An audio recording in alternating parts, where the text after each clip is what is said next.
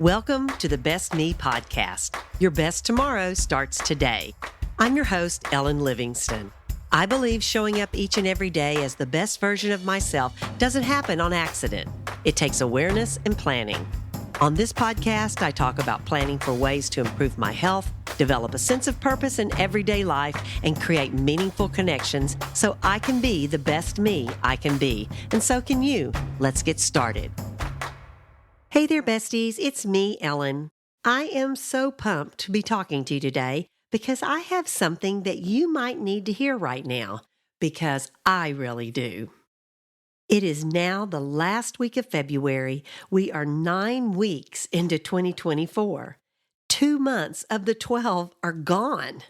A sixth of the way through the year. It's crazy how fast time seems to fly.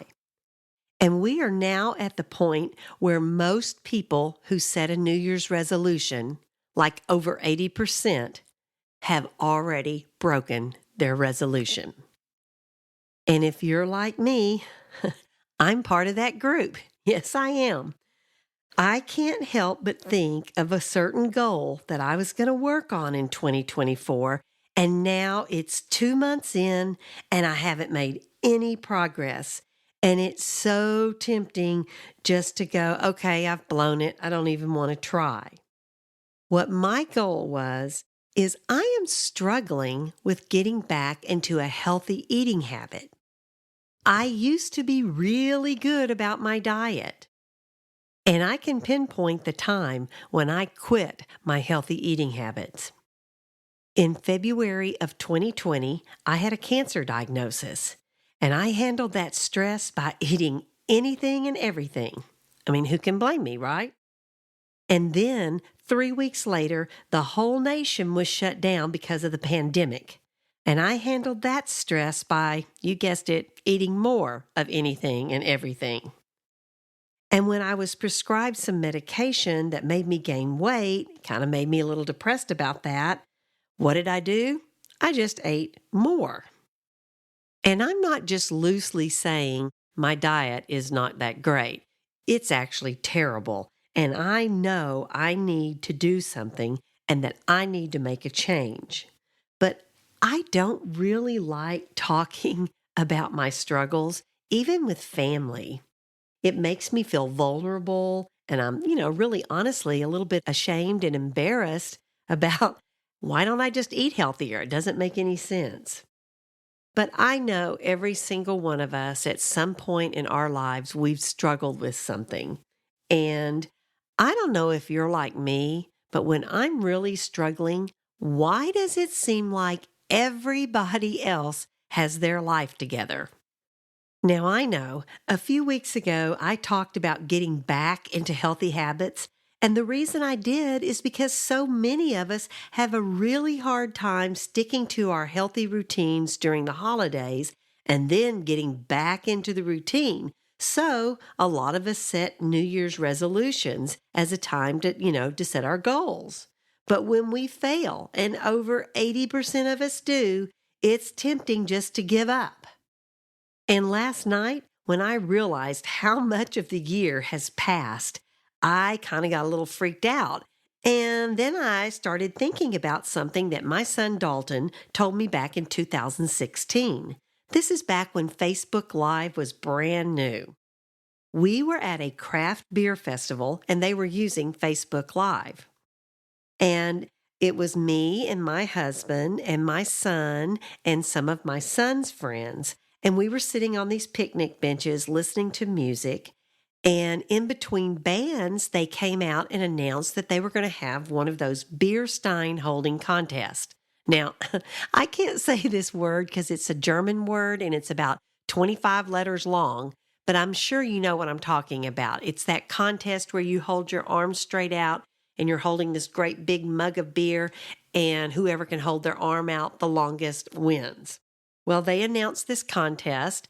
And one of my son's friends, her name is Kelsey Shilley, looked at me and said, "Let's go sign up for this." And I was like, okay. And I don't really know why I did it, but I did. And so we went up there and paid our $20 because you have to buy the beer stein and then the beer, of course. And they told us to go have a seat and they'd call us all back up there when it was time for the contest. So while I was sitting there on the picnic benches waiting for them to start the contest, my son walks up to me and squats down and grabs both my hands and says, "Okay, Mom, listen. You aren't competing against these other women. You are competing against yourself. It's up to you to do this. It doesn't matter what everybody else does, so don't pay any attention to them. Just focus on what you can do." Now, understand, my son was a college athlete, and he was very familiar with high-level competition and the mindset that it takes to win. And let me tell you, I took his little pep talk to heart.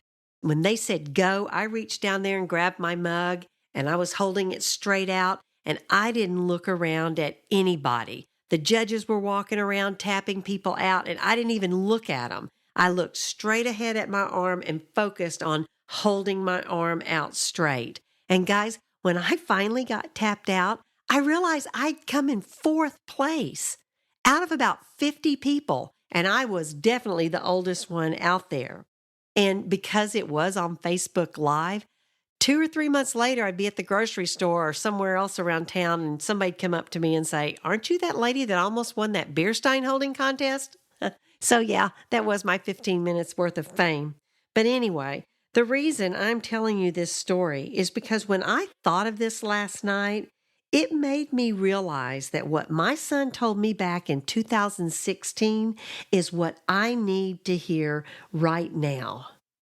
It doesn't matter that the first 9 weeks of 2024 have passed. I don't need to pay any attention to that. It's just a distraction. I need to focus on what I can do.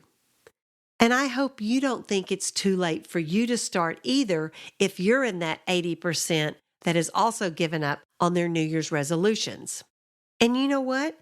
If you have failed on your New Year's resolution like I have, take this time to readjust. Maybe you need to set a smaller, more obtainable goal. Or maybe just like me, you just need to own it and realize that no one else is going to come do this for me and just get serious about my health. Because I really do want to make 2024 the year I get back into my healthy eating habits. And guess what? I'm going to. That's all I have for today, besties. Be kind, be positive, and be your best. And remember, small progress is still progress. Thanks for listening to the Best Me podcast.